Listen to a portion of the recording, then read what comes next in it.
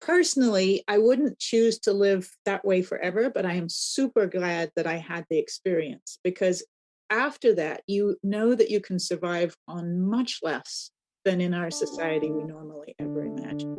My guest today is like a secret rock star in the tiny house world. I am sure that she has inspired many of the well-known tiny house designers and thinkers that you know of today.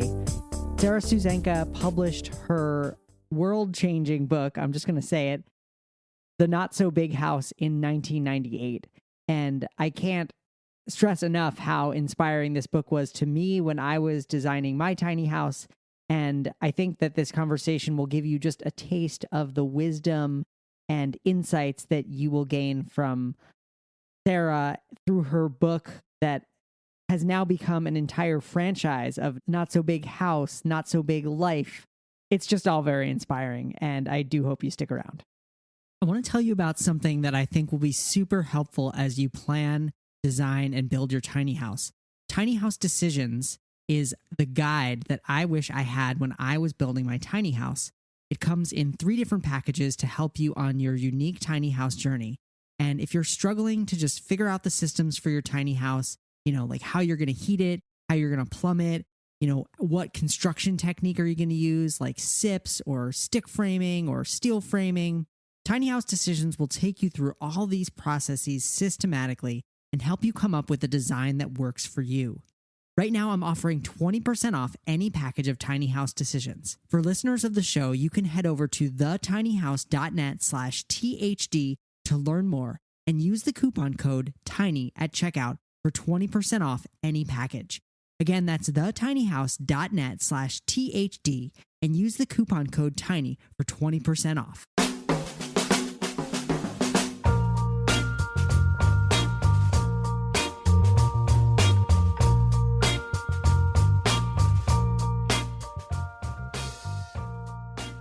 All right, I am here with Sarah Susanka.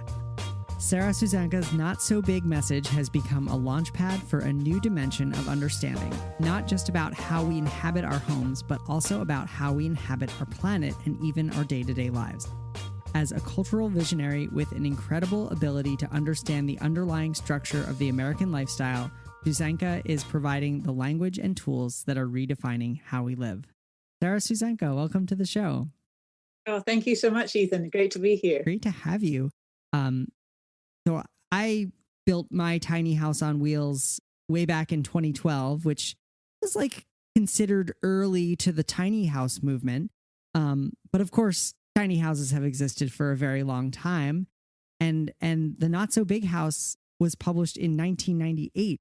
Many, almost a full decade before tiny houses really became even on the blip of people's consciousness here. How long? Actually, let's just start with, what is the Not So Big House? I know you have an entire book about what it is, but how do you explain it when somebody says, well, what's that? Yeah, actually a whole series of books at this point, but I'm going to give you a little bit of history so that I can explain what Not So Big means. So I was a residential architect working in Minneapolis and St. Paul, where I used to live. And every client that would come in would be asking for more square footage than they could afford, given the budget that they were showing me and the pictures they were showing me. And so I realized that each time I met with a client, I had to explain that actually they didn't probably need all those rooms because the real estate agent was telling them they needed them for resale. That wasn't a good enough reason for building them if they wanted a house that really fit them. So I started to help people to see that if you dropped off the rooms you rarely used, like the formal living room and the formal dining room and a guest bedroom, which most people don't use but once a year, and then use the dollars for the house that you actually live in, you're going to end up with a better house. So this kind of house, a Not So Big House, is about a third smaller than you thought you needed, but you are able to live in every square foot every day. And so paradoxically, it's not about size. So it fits the tiny house movement, and it fits people who are building houses bigger than you or I would ever imagine. but there's still a way of thinking about it where it's going to fit you so that you live in every square foot every day. So for some people that could be 2,500 square feet, and so for some people that could be 800 square feet. You've got it, exactly. And it's really about quality rather than quantity. So it's really looking at what makes a house into home. And that works whether we're talking about little teeny houses or apartments, or, a house that could be acres and acres of space. But if we just reapportion it, we can make it feel much more comfortable and livable. Absolutely. Yeah. In Not So Big House, you talk about how our informal lifestyle has kind of put us out of sync with houses that were designed for a different time. Absolutely. We've added rooms on. Yeah, we've added rooms. So the formal living room and the formal dining room stayed, but then we added a family room, and then everybody lived in the family room or the great room. And these little appendages of old atrophying functions still were there. And so, when I was doing a lot of remodeling, I'd walk into somebody's house and there's the furniture that nobody would ever sit in because it's uncomfortable in the formal living room. And as soon as people decided that I was a friendly human being, they said, well, let's go and sit in the kitchen where it's more comfortable. It's like, we're designing these rooms for people that we would really rather not have in our houses. And we are living in the other part. So it doesn't make sense to build the space we don't use but very rarely. Absolutely. And that's definitely something that has been taken up by the tiny house movement. To a bit of an extreme, I would say, or to just, further shrinking things down to the constraints of fitting on top of a trailer. That's right. Exactly. Yeah. And I don't know if you are interested in this, but I actually was learned a lot from living in my own tiny house when I was in college. Very much so. It was actually on the back of a flatbed truck, and it was beautiful. Back in the 70s, we called them wood butchers trailers. Okay. And I lived in one. Cool. And it was, it was completely self-sufficient. There was not a square or cubic inch of space that was wasted. How big was it? It was 96 square feet. Okay. Yeah. And it had the closet on the main level, and then a bed loft above it, and a wood stove, and a little sink. And we hung the Christmas tree off of the gable in the center, upside down. How long did you live there? I was only for probably about 18 months. Okay. But it taught me so much. It was just such an exercise in learning what one doesn't need. Yeah. Really. And how beautifully one can live in a very, very compact space. What's one or two of the things that you maybe learned that you didn't need through that experience?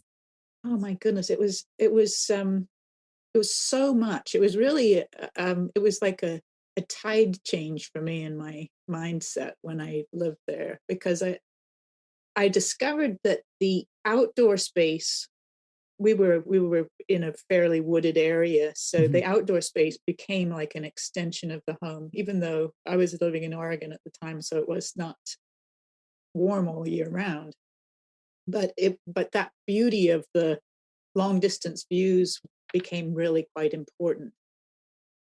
And then the coziness of that little space was I wouldn't trade that experience for anything. It's like a little nest, and I love that. Yeah, that's a great way of describing it. And it can be really difficult for people to envision living in 96 or 150 square feet, right, when they do some simple math in their head and they're like, oh wow, 96 square feet, that's 9 feet by 10 feet. That's like the size of a very small bedroom or a large walk-in closet. That's right, exactly. And we had everything did double duty. So the closet door had a fold down table, and the chairs on either side could fold so that we could have more floor space if we needed it. We actually never did that. Right. Right. Yeah, it is really really interesting when you boil down the house to the spaces that you really, really need, which is somewhere to sleep, somewhere to prepare food, and somewhere to hang out. That's right. Exactly. And maybe go to the bathroom in the house, although you can do that outside too. We had the bathroom outside. Yeah, so that exactly. was Yeah. Yeah. No,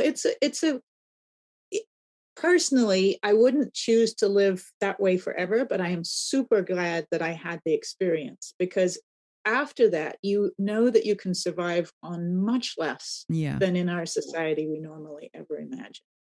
Yeah. And that's a great segue, because, I don't live full time in my tiny house anymore either. Though I do still own it, and it's more of a place that my wife and I go to be more in nature and just enjoy being together in a really cozy space that I built. So it's so different than where we live most of the time, because everything is so personal. And it seems like the not so big house is maybe almost like you could grow out of a tiny house, because, for us, we live in Vermont. We love to recreate here. There are different types of bicycles, different kinds of skis. I've gotten really into kiteboarding, which is a wonderful wind sport on the lake. And it's just like all of these activities come with things to own and things to store. But, it's what is important to us. And it's why we live here. Why else do you want to suffer through the 8-month winter than to go play in the snow? So it's just like, I could see a not so big house for us really incorporating a lot of like places where our gear lives. Creative storage is what I call it in the not so big house. It's like, a place for everything and everything in its place, much like a boat, that's beautifully designed. You've got to think about space differently when it's in short supply. Yeah. And a not so big house is really designed with that. Not that you're trying to make space in short supply, but you're trying to utilize every part of the house really effectively. Mm-hmm. In what ways have you seen, and I know that you also practice what you preach, for lack of a better word, you live in a not so big house. My husband reminds me this all the time. How have you seen not so big living improve quality of life? Oh, I wish I could transport people to conversations I have with my clients after I've finished a house for them. And, when something's designed just for you may have had this experience, Ethan, in just making your own tiny house. But when something's designed and crafted around your particular life and lifestyle, there's something that's not wordable, but you can feel it. And sometimes when you go into someone's house, when it's just right, it's tailored to them. Yeah. There's an ineffable something that is there. And I've had so many of my clients tell me that when they move in, it fits them just so. And, they don't ever want to leave. Right. I actually did a house a few years ago when you did your tiny house, actually, for a couple who we designed it just right for them. They used to travel all over the place. They said, we don't do it anymore. We love it here. We don't want to go anywhere else. Yeah. No reason to leave. That kind of, it just fits. Nice. Yeah. What, just out of curiosity, if you know off the top of your head, what's the smallest, not so big house you've designed, and also what's the largest? Like, what's the range? It's a big range because I've worked with people, architects are, and I suspect this may surprise your listeners, architects serve all kinds of different needs and people. And so I've done, probably the smallest I've done is about 600 square feet. Yeah. Apart from my own little tiny house. Yeah. But the larger ones, I've done a 7,000 square foot house. Wow. And for some architects, they would say, oh my God, I would never do that. But there's this process of thinking about space differently is appropriate for everyone. And I prefer not to get into the state of trying to judge somebody for should they or shouldn't they. Right. I know how to make a space really feel like home. And that's what I want to be able to, participate in and share. I love that. And I also will echo what you said about architects and design, which is that it's, when you walk into a space, someone might say, "Oh, I don't need a professional designer. I don't need an architect, or I don't need somebody who's good with design to help me." But I'm sure when you walk into a space that wasn't well designed, I feel like when you can really, you can feel that sooner and quicker and more sharply than when a space is designed. That's right. And a lot of people don't realize that the pictures they love, whether it's in magazines or online, or my favorite source these days, house.com, they don't realize that those things that they're responding to are actually designed most frequently by architects. We don't have a label that says this was designed by an architect, but our eyes know it's got something. Yeah. And I think that there is there's maybe a misconception that, working with an architect is only for rich people. Yes, actually, that's what I wrote my books for, because I was realizing I used to in my early days, I had a booth at the Home and Garden Show in Minneapolis. Okay. And people would come up and they'd look at our pictures and they'd go, "Oh, wow, these are so beautiful. I wish I could afford an architect." And I said, "Well, what's your budget?" And they would tell me a budget that was higher than all the pictures on the wall. Wow. And I'd say, "You can. This is what we do." Right. But that's what I realized, is that most people had no idea that it was seen as something for some elite, super wealthy part of the population. Yeah. And I knew we could help everybody. So we really started a movement at my old firm to help people grasp that everyone can work with an architect. And so nowadays, there's a lot more residential architects available and visible. Yeah. That wasn't true in the 90s. Yeah. And also, we ended up working with the same designer a second time when we remodeled the kitchen in this fairly tiny condo we live in. And we didn't have a big budget. And what we were able to do was, instead of having them do all of the work, we had them over, basically got some design ideas, and then I did the layout in IKEA using IKEA tool, and bounced ideas off of them back and forth. And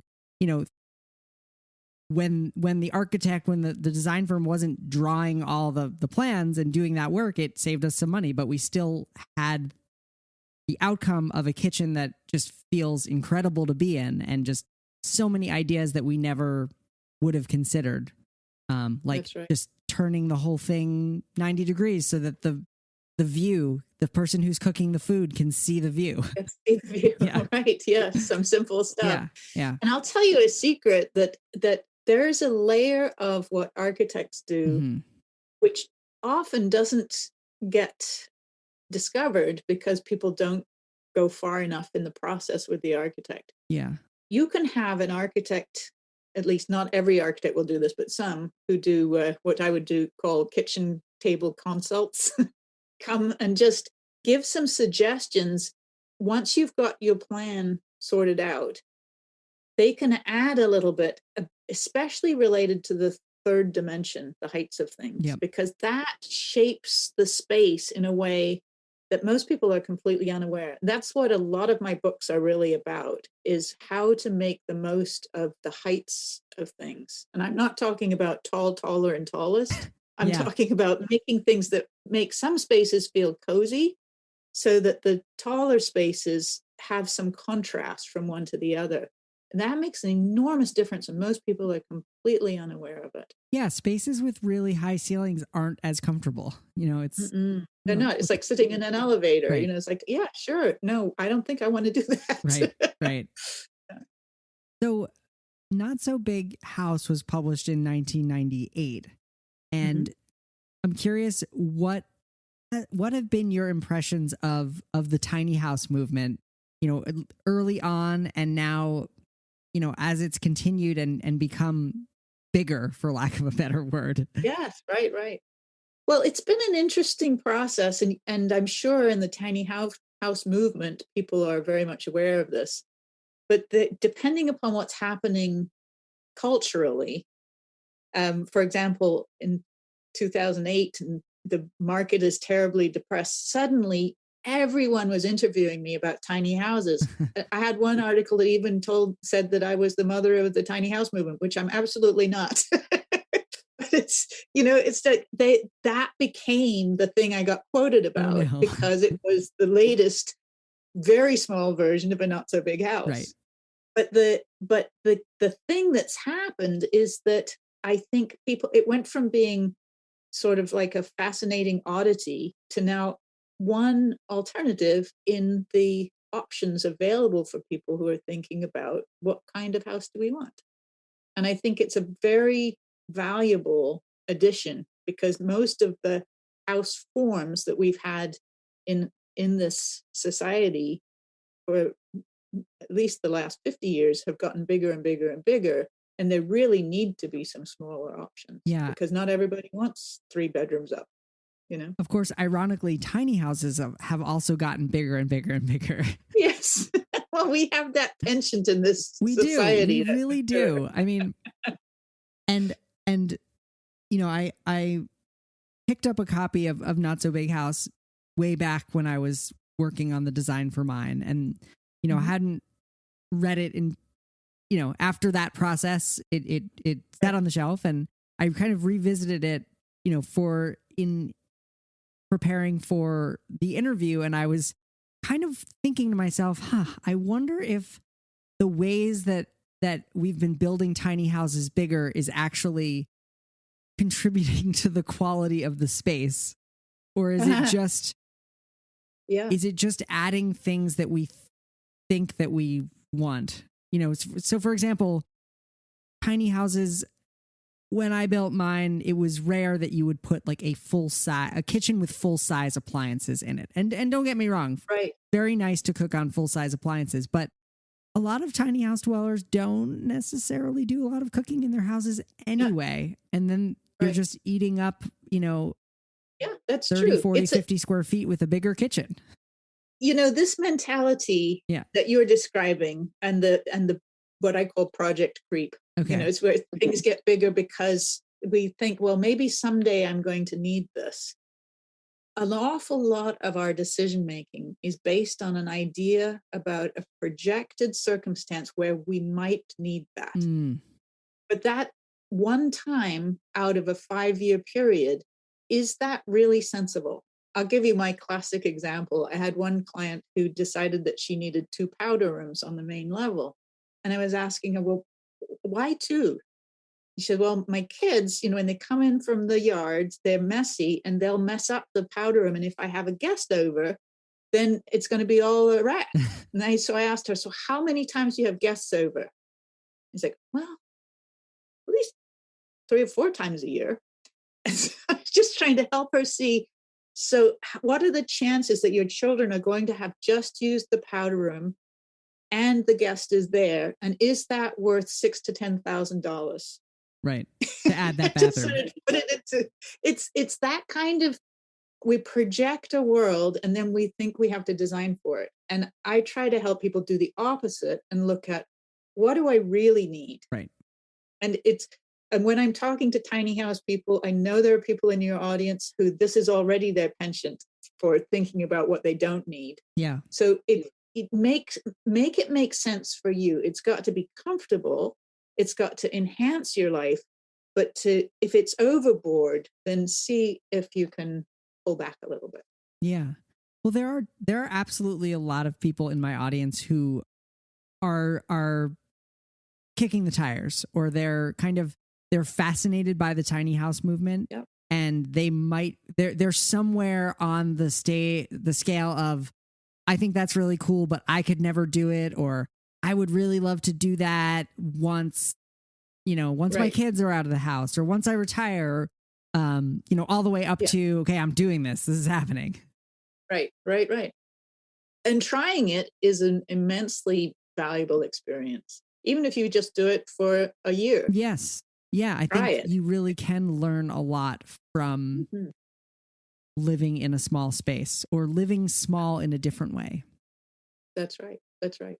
And the same is true with people who've lived in larger houses, just moving to 2,400 square feet, for example. Right. It Right. it's also it's the contrast that makes you learn about your life in a different way than you could any other way. Yeah. And it's all relative, as you've made the point, is if, Absolutely. That's going right. from Mhm. 5,000 square feet to 2,500 might feel tiny. Yeah. It does to those people that have a lot of stuff because they've got to deal with the amount of stuff they have and then reduce that quantity. Yeah. I'd like to tell you a little bit more about Tiny House Decisions, my signature guide, and the resource that I wish I had when I was building my tiny house. It starts with the big decisions, which is, should you build a tiny house yourself or with help? Is a pre-built shell a good idea? Is a house on wheels better than on the ground, and what works better for you? Deciding on the overall size, deciding on whether you should use custom plans or pre-made plans, different types of trailers, and more. Then in part 2, we get into the systems. So heat, water, showers, hot water, toilets, electrical, refrigeration, ventilation. And we're only 2/3 of the way through the book at this point. From systems, we go into construction decisions, talking about nails versus screws, SIPs versus stick framed versus advanced framing versus metal framing. We talk about how to construct a subfloor, sheathing, roofing materials, insulation, windows, flooring, kitchen. I know I'm just reading off the table of contents, but I just want to give you a sense of how comprehensive Tiny House Decisions is. It's a total of 170 pages. It contains tons of full color drawings, diagrams, and resources. And it really is the guide that I wish I had when I was building my tiny house. Right now, I'm offering 20% off any package of Tiny House Decisions using the coupon code TINY when you head over to thetinyhouse.net/THD. That's THD for Tiny House Decisions. Again, that's coupon code TINY when you check out at thetinyhouse.net/THD. So, in the house that I grew up in, which was an old carriage house that was converted into a residence, was a really cool house. Mm-hmm. We sometime around when I was maybe 12 or 13, we took the kitchen table out of the kitchen and replaced it with a couch because Right. dinner was always eaten at the counter anyway. Yeah. And it just made hanging out in the kitchen so much easier, which is what we all did anyway. Right. And that's very smart. You dedicate a good amount of space in the book to talking about, kitchens. Yes. And I'm curious, why is it that everybody likes to hang out in the kitchen? Because the same thing happens basically everywhere. Everybody just goes to the kitchen and hangs out there. Yeah. But it used not to be this way. That's the interesting part. Because if you look back at the history of basically domestic design, yeah, it used to be that a kitchen was a really messy, smelly place, and almost thought of in the same way that one might think of a bathroom. This seems impossible to us to consider today, but that was the mentality. A lot of the summer kitchens were actually outside because of that fact. So now, with when the cooktop hoods were developed, and suddenly we were able to extract the smelly stuff, then it became part of a living environment. Mm-hmm. I grew up in England, where at the time that I left in the 1970s, which dates me, there was not a lot of open kitchen plan. And then I moved to California, where everywhere was open. So that was a real discovery for me, that you could have an open plan and a kitchen that was open to living space. And then I started to notice how valuable that was, because people could have multiple activities happening in the same place. Mom or dad or whoever's cooking is not excluded from the family gathering. And I think the reason the kitchen became such a focus is because we're social creatures and we spend a lot of time cooking and preparing food. And so that became the natural hub for a lot of that family activity. And there's another thing that happens in parties, incidentally, which is that when we're standing up, we want to lean on something, and counters are perfect leaning places. It gives you a place to put your elbow. Yeah. That's why when you've got a small house and everybody is packed into the kitchen, it's because they've got a place to lean. Place to put their drink, a place. Yeah. Mm-hmm. Yeah, exactly. And it feels sort of cozy. Yeah. You're just kind of naturally forced together, and that feels good. Absolutely. Well, I was curious, I feel like, just acknowledging that your kitchen is a social hub and saying, we don't eat at this table anyway, let's put a couch in it, is almost like, I wrote down not so big house hacks. Like, how can you, without having to renovate or build a new home, do you have any other examples of things that people do to kind of retrofit their existing spaces? Yeah, there's a lot of little things, and some of them are really obvious, but most people don't think about them. Okay. So I'm going to just say a couple of them. Please. When we have a room that's called dining room, we assume you're supposed to dine in it. But most people in this country no longer use their dining rooms for dining. So back when I wrote The Not So Big Life, we used to get gobs and gobs of mail through US mail because we weren't getting email at the time. And so our tables became the repositories of all of that mail. Nowadays, it's just the piles of stuff that are accumulated over the course of our everyday living. But it's still not really a dining room. So just taking the word dining off it and say extra room can be really helpful. And then you can start thinking about it differently. Same thing with a formal living room. If you've got a family room, then that living room can become an art studio or an in-home office or a playroom for the kids or music space. It takes the lid off your imagination. That allows you to start thinking about it differently. Music room. That's for me. Yeah, that's right. I love those suggestions. Yeah. And there's one other, it related to the spare room, an extra bedroom. Yeah. That room, if you've got one, and I realize with tiny houses, this probably isn't an issue, but you probably have some listeners for whom this is applicability. I'm sure. That room sits either empty or full of boxes because it's a place where you can store the things you don't have room for. If you make that room do double duty as an in-home office, it's then used all the time rather than very occasionally. Yeah. So there's a bunch of things like that. It could be a TV room. I call this an away room, a place that you can go and be away from the rest of the family if you want to, for a quiet phone call or to watch TV or listen to music or, something where you're out of the way. Yeah. And I love that concept of the away room. And I've seen it done in tiny houses, either with kind of a second loft that's at the other end of the tiny house that just has like beanbag chairs or just comfortable seating and a place to read a book or play the guitar. Right. And when you have a small space, it doesn't make it less desirable, that you almost need it more. That I call it a place of your own, a place to go and be by yourself sometimes. Right. And that's hard, the smaller the house. Yes, so absolutely. Designating it is fabulous. And then I've always thought, okay, if I was going to make a go of living in my tiny house full time with my wife, who doesn't work from home. Yeah.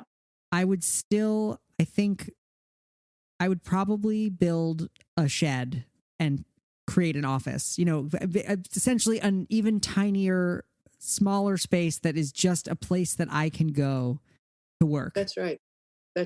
Absolutely. In fact, I know several people who have tiny houses that are serving that function. Yeah. Exactly. Yeah. Because it can be nice to separate your work, if you do work from home, to have that, be able to be isolated from the rest of your house. Because for me, it's too tempting to check email again in the evening or to just pop onto the computer. an awful lot of this is psychological. Yes. That if we don't know that we're going to work, Yeah. then our home life and our work life meld to such a degree that there's no distinction. And then if you're a workaholic, for example, you never are off work. And I think a lot of people today have that struggle just because we've got devices that are on 24/7 and our emails being delivered 24/7. And so we don't have a way of creating boundaries. So we have to kind of do that with our physical space so that it's clear. Yeah. Well, there are some other not so big principles that you talk about in the book, and I was hoping we could kind of cover a few of them. Sure. We've talked about the away room, which was great because that was the first one I wrote down. Right. The other one, and maybe similar, related, is Poyo, place of your own. Yeah. Right. That's right. Yeah. It's actually worth mentioning the distinction. Okay. In a tiny house, they probably would be the same space. But in a slightly larger house, the away room is the spot where you can go and do something. Like the example I often have is, if kids are playing some sort of noisy game, they can go to the away room. You can close the doors. They're still close enough that you can monitor what's going on, but they are not interrupting everything else.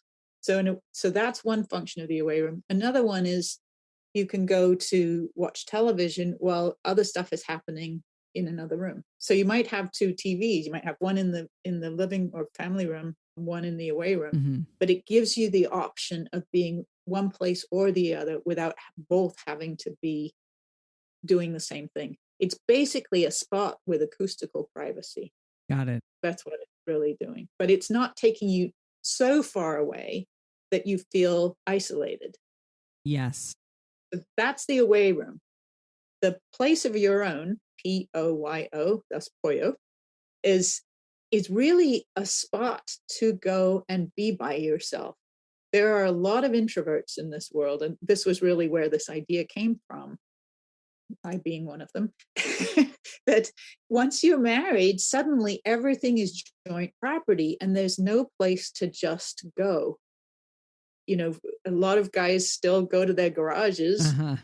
The old sewing room really doesn't happen anymore in the world of the female world. And so we need something. Our roles have sort of melded together, but we still have this human need for some privacy. Yeah. And so it can be very small. It doesn't need to be a big space at all, but just a place where you can go paint, go meditate, or read, journal, listen to music, whatever your particular love is.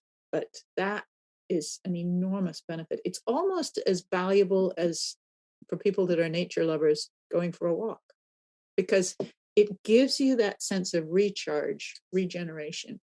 Yeah, and both of these things, it just makes so much more sense if you're designing a house from scratch rather than saying, okay, where's the dining room? Where's the living room? Yes, doesn't it just? That's right. These are so much more useful. That's right. One way you can design actually is to drop every room name and instead make a list of activities and then design your house based on the places for activities. And that will shift so much. Yeah. Yeah. Totally. Yeah. Another principle, and you touched on this a little bit talking about that third dimension, but is ceiling height variety. Yes. Yeah. This is really important. It's that, when we look at a floor plan, we assume we're going to know what that house is going to feel like. But in fact, the information that tells you how it's going to feel isn't on the floor plan. The floor plan is like a map of a city. It shows you how to get your feet from place to place, and it shows you whether your couch will fit, but it tells you nothing about the heights of things. And if you just walk through some of your favorite buildings, it can be a house, it can be a library, look at pictures online, you'll see that there's another dimension that's really affecting your experience of the space. And that has to do with heights. So for example, when you have a kitchen table, if you've got a lowered ceiling over that kitchen table, it's going, I call this shelter around activity. It's literally, it's a shelter from which you can look out at the rest of the world. So it's that word that I used earlier. You feel in a cozy sort of nest-like space, but not constricted, because your view is to an adjacent larger space. And it's the contrast between the ceiling heights that allows that to really work. Right. In a tiny house, this can be even more important, because you can make less square footage feel like much more by changing ceiling height. And this is completely paradoxical. We would think, my goodness, if you're taking cubic footage out by dropping a ceiling, isn't it going to feel smaller? It doesn't. It feels the opposite, because you're then reading multiple rooms, essentially, because the ceiling height changes. Yep. So it's very clever. Absolutely. And that's something that I love in my tiny house, that even though there's a sleeping loft at one end, when you walk in the front door, you are underneath a very shallow loft that has some books and a plant and other, like a blanket up there. But it gives you the sense of opening, you know, first from this smaller space into the great room. Exactly. That's right. You know, we're very fortunate in this country, and we have a lot of Frank Lloyd Wright buildings that are open to the public. And he loved playing with ceiling height. So if you want to ever have just test drive a house with a lot of ceiling height variety, go visit one and you'll see what I mean. Cool. So another one that I think could be related to these different spaces, and also probably useful in a tiny house, is the concept of implied walls. Yeah, that's right. Absolutely. So let's just talk about what that means first, and then I'll give you examples. Please. So when you're in a small space and you want to still have a little bit of privacy, it can be visual privacy or acoustical privacy. We normally think of a solid wall, but a solid wall then makes everything feel a lot smaller, because you've suddenly divided the space into 2 or 3 pieces. So when a space is already small, if you create an implied wall, that can be with a lattice where you can see through it. It can be with bookshelves that are open on both sides. It can even be a Venetian blind that you bring down from the ceiling, and you can open it or close it. We think of them as for windows, but you can make a beautiful room divider just using a Venetian blind. That is an implied wall.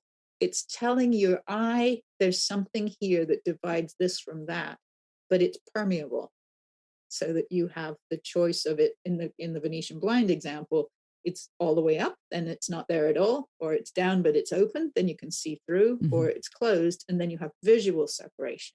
Obviously not acoustical in that case, but it's a way of giving a sense of more space, because you've got multiple functions with their own definition. Nice. Well, there are so many principles. I don't think we have time to go through them all, but there's one that is a staple of the tiny house world, which is double duty. Yes, absolutely. We have to do double duty. Yes. With any time you've got a smaller area, if you can make one thing do 2 things, or 3 things, it's going to be a more useful space. And so, just like I was talking about a little bit ago with the in-home office come guest bedroom, there are millions of ways we can do this. And there's some incredible inventions of furniture that transforms into from coffee table to, the end of a bed that folds down, and the bed folds on top of it, etc. Just wonderful stuff.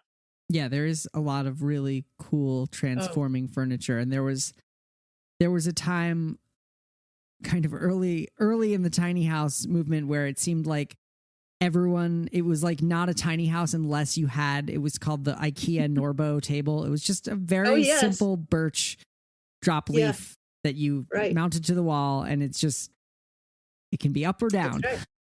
Yes, that's right. Exactly. Yeah, and I was planning to build one myself, and then it was obviously at the end of the project, and the IKEA one is like so inexpensive and works exactly the way that it needs to. And I was like, I'm just going to buy Why this. do anything Yeah, exactly. more? Why do That's all right, this work? exactly. Yeah. That's right. And, I think one of the things about small spaces is that it really encourages invention. And, you've seen some of these amazing little apartments in places like Hong Kong where they're just, yes, they've used everything so cleverly. It's a cabinet maker's dream or nightmare. Absolutely. You got it. Yeah. That's right. Yeah. One more that I think that speaks to maybe why tiny spaces feel good, which is the sense of shelter. Absolutely. That we, one of the things that's really at the root of all of my books and these design principles that we're talking about right now is that our human bodies were developed in caveman days where we needed to feel a sense of safety and security in our environments. And so we tend to pick things that make us feel secure. Yeah. And a smaller space, although in our present day world, a lot of people would say, well, I don't want to be confined. When you actually try it, when you actually live in that cozier, smaller space, there's something incredibly satisfying to that part of us that knows that it's not always a friendly world. And so that is what I think the tiny house movement has really touched into. And for those of us that have tried it, we know that it works, that you feel really, really good and protected. Yeah, absolutely. And I'm always struck by how much kids love my tiny house. Like, absolutely. Particularly the loft, because it's like they get to climb up a ladder and then be in this room that is like that they can't even stand up in, but it's just this like that's right, little den. Absolutely. I often say, if you want to find out what's the most interesting space in your house, release a 5-year-old for 5 minutes. They will be in it. I like that. Release the 5-year-olds. Yeah, I mean, children have an innate understanding of what it is that really we're talking about here. Yeah, which is just we still have that programming. Yeah, we just as adults forget. We're that like a little disconnected from it. Yeah. That's right. Well, you, as you've mentioned, not so big has become a concept that has gone beyond just houses. Right. And another one of your books is Not So Big Life. That's right. That's right. Yeah. Is ironically, many people who are thinking about living in a tiny house, probably that one should really come first before the Not So Big House. Yeah, I mean, it takes things to a whole different level. I wrote The Not So Big Life after, let's see, what it would have been 9 years after the Not So Big House first came out. But what I say in The Not So Big Life is I couldn't have started writing these books if it hadn't been for starting to pay attention to my own patterns of living. And so The Not So Big Life is really a way of looking at how to remodel your life to make room for what really matters, where the house design books were all about how to make room for what really matters. Right. But it's a completely different view, except we're looking at the process of that we do with construction or with remodeling, but look at how do we do this with our own lives. And there's a lot there. And I have a feeling that a lot of people who are attracted to the tiny house would probably find The Not So Big Life really valuable. Yeah, certainly. And because that is a big challenge for everyone, even if they're completely sold on living in 200 square feet, that it is, it is difficult to get rid of your stuff and to let go of certain things that you own, that in your mind you say, I need this in case I'm going to do that. Have to have it. That's right. Right. But one of the things that I talk about in The Not So Big Life, at least I point towards this, is that this is all in a way a game. We can play, we can try something. That's what I was saying. Try a tiny house for a year. allow yourself to play, because you learn things that you couldn't possibly know until you try it. And so really a lot of the Not So Big Life is having you let go of the things that you believe to be true, or say, absolutely, I have to have, and just try playing. And you will find that things are much, much more flexible than you've ever conceived. Yeah. It's beautiful. It's kind of like getting curious. In Not So Big House, you talk about getting curious about spaces and carrying a tape measure even and measuring them. Yes. Right.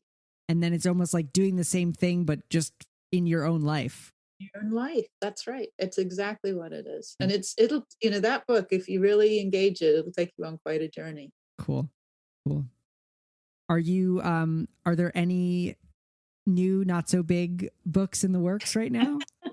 I haven't been writing any recently, but I do a lot of workshops these days on the Not So Big Life material. Nice. And so that's where a lot of my writing happens in blogs and things like that these days. Great. There will be more, but I don't know if they'll have Not So Big in the title. Okay. Well, one thing that I like to ask all my guests is, are there any books or other resources that have inspired you lately that you'd like to share with the listeners? Oh boy, let's think.